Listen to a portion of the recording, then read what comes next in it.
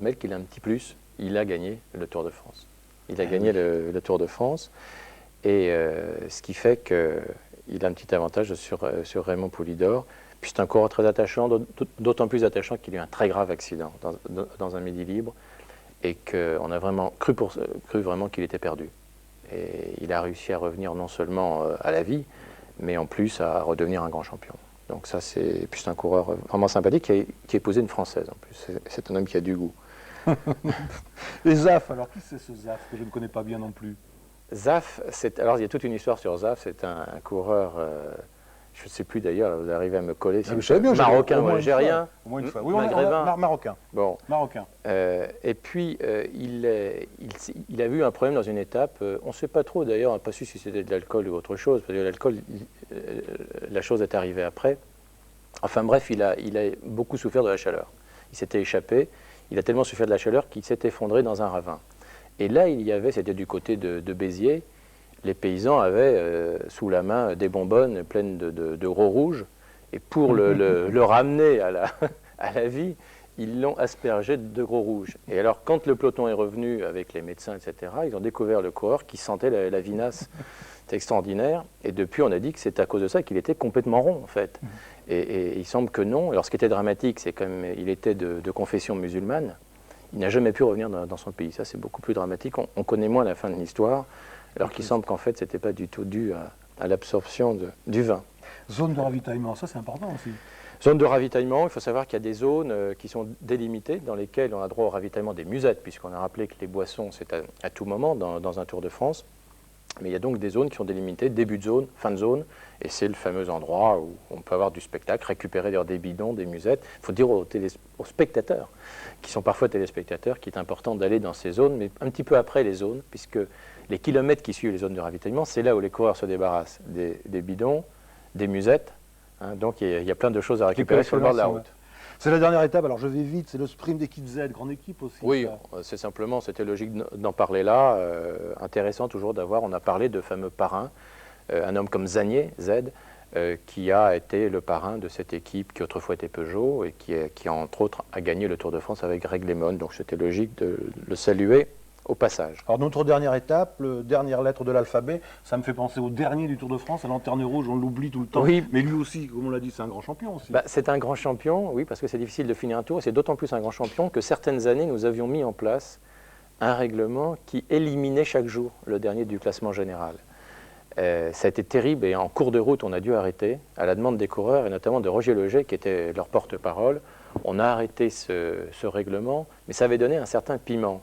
Et on l'avait instauré parce que l'année d'avant, on a vu un véritable scandale, c'est-à-dire des coureurs qui se battaient pour être derniers. Il y en a un qui s'était caché derrière un pont pour être sûr qu'il ferait bien dernier alors qu'il était avant-dernier, parce qu'on sait que le dernier récupère des contrats dans les critériums, et donc il voulait à tout prix être dernier. Ce qui n'enlevait rien au mérite de l'un et de l'autre d'avoir fini le tour, mais on a trouvé que tout de même le tour, ça se passe quand même devant, et pas la course en tête, et pas derrière. La course à la fin. Alors pour le dernier jour, notre dernière étape, la tradition, le maillot du jour, le maillot rouge. Alors rouge comme Lanterne Rouge, on pourrait dire, mais en fait c'est rouge plutôt comme un coureur qui est devant, puisque c'était le maillot donc des catch, des fameux sprint bonification. Il y aura d'ailleurs un sprint bonification dans le Tour 94 à Sarlat.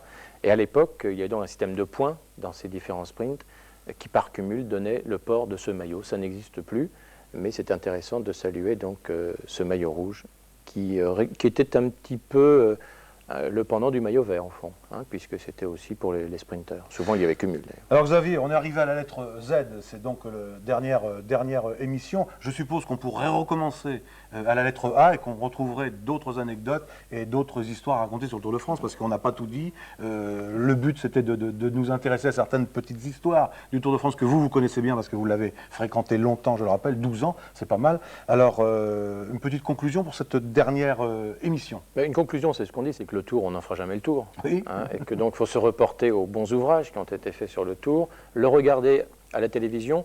Ce qu'on a voulu surtout, c'est, je crois, aider le téléspectateur à mieux comprendre tout ce qu'on ne voit pas, c'est-à-dire à imaginer tout le décor du Tour, toutes les coulisses du Tour. Je crois que si on y est un petit peu arrivé, tant mieux.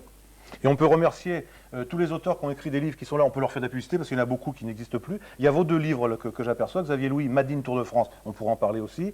Une nouvelle... un nouveau cyclisme. Un nouveau cyclisme aussi. On leur fait pas de la pub parce qu'ils ne se vendent plus. Voilà, vous l'avez dit. Ce sont des pièces de collection voilà. en fait. Et nous ont servi aussi à faire tout un tas d'inserts, comme on dit en jargon télévisuel, que vous avez vu pendant toutes ces émissions. Xavier, ben, j'espère qu'on se retrouvera l'année prochaine.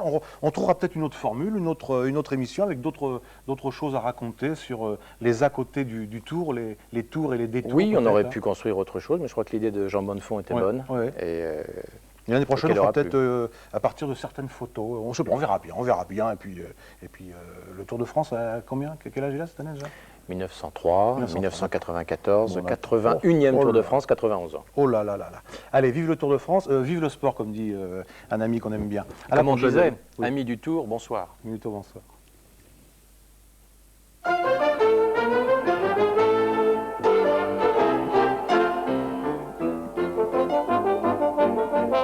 Jours, à partir de la semaine prochaine à 19h25, à la place du jeu Tout est clair, Djalma et Xavier Louis feront le Tour de France de A à Z.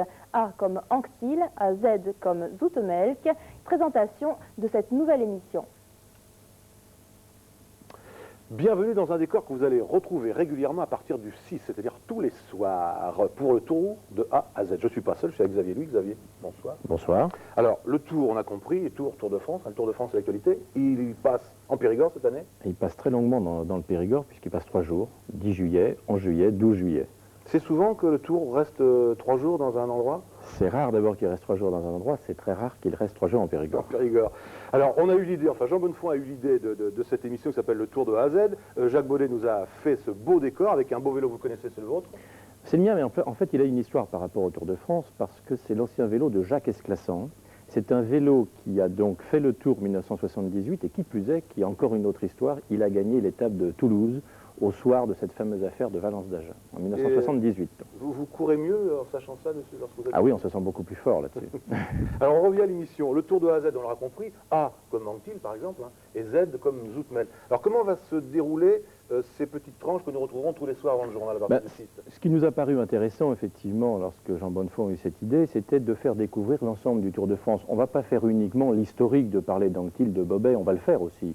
Mais c'est aussi intéressant d'expliquer ce qu'est le Tour de France. Abbé parlait des bonifications, a parlé de la caravane publicitaire ou de l'hébergement des coureurs. Toutes les coulisses que j'ai eu la chance de connaître et le privilège. Combien de Tours de France, vous avez vu? 12. 12 Tours de France, on a le temps de le découvrir, surtout quand on le dirige, donc de savoir tout ce qui se passe et que souvent on explique moins, que l'on raconte moins aux gens qui finalement ont nombreux, aux millions de spectateurs et téléspectateurs qui voient le Tour de France. Donc chaque jour aussi, on découvrira un maillot, parce que nous avons ici, dans le décor préparé par Jacques Baudet, des maillots qui vous appartiennent en fait. Hein. Oui, une collection un peu. C'est une collection, ce sont des maillots qui sont tous des maillots nationaux, puis on alternera avec des maillots de leader, expliquer ce que c'est que le maillot jaune, le maillot vert. Là, ce sont des maillots nationaux, par exemple, nous avons derrière nous le maillot de l'Allemagne de l'Est. Alors c'est intéressant à plus d'un titre, qui était le maillot d'Olaf Ludwig, qui est passé aujourd'hui professionnel, que l'on connaît bien. Voilà, donc chaque jour, on essaiera de faire coïncider ce maillot avec la lettre du jour. Et je suppose que vous, ayant été vraiment dans le Tour pendant plusieurs années, vous avez peut-être des anecdotes que les autres n'ont pas, sûrement. Alors, on a chacun, vous savez, oui, chacun de ceux qui ont fait le Tour de France ont des anecdotes. En plus, quand on est au niveau de la direction du Tour de France, on en reçoit beaucoup. Qui plus est, on se documente un petit peu. Donc il y a des souvenirs qui reviennent. Et surtout avec le souci d'expliquer, je crois que c'est important. Il y a plein de livres avec nous consacrés au Tour de France. Vous avez écrit aussi pas mal sur le Tour de France, hein, 2 ou 3 livres? Pas mal, très modestement. J'ai fait 2 livres en 83 et 86. L'un qui s'appelait Made in Tour de France, qui était sur la mondialisation. Vous savez, préfacé par M. Toubon, non? Made in Tour de France, non. Tout à fait, c'est le cas de le dire. J'ai voulu dans ce livre surtout dire qu'il fallait mondialiser le Tour de France et le cyclisme en général. Et puis aussi, c'était un peu une thèse sur un éventuel retour aux équipes nationales. Dans le Tour de France en 83, on imagine, ça a suscité quelques débats. Et puis en 1986, j'ai fait un livre qui s'appelait Un nouveau cyclisme, qui voulait montrer tout le résultat de cette mondialisation, montrer des nouveaux coureurs, à l'exemple de Greg LeMond ou de Lucho Herrera, parler aussi du Tour féminin, et montrer que justement le cyclisme était devenu un phénomène extraordinaire, très universel. Ne me racontez pas tout de suite, il ne restera plus rien. Vous avez donc compris, à partir du lundi 6, aux alentours de 19h25, juste avant le journal, le tour de A à Z avec Xavier Louis. À lundi. C'est un grand jour pour les jeunes comédiens du club. Nouvelle embarcation de plaisance a été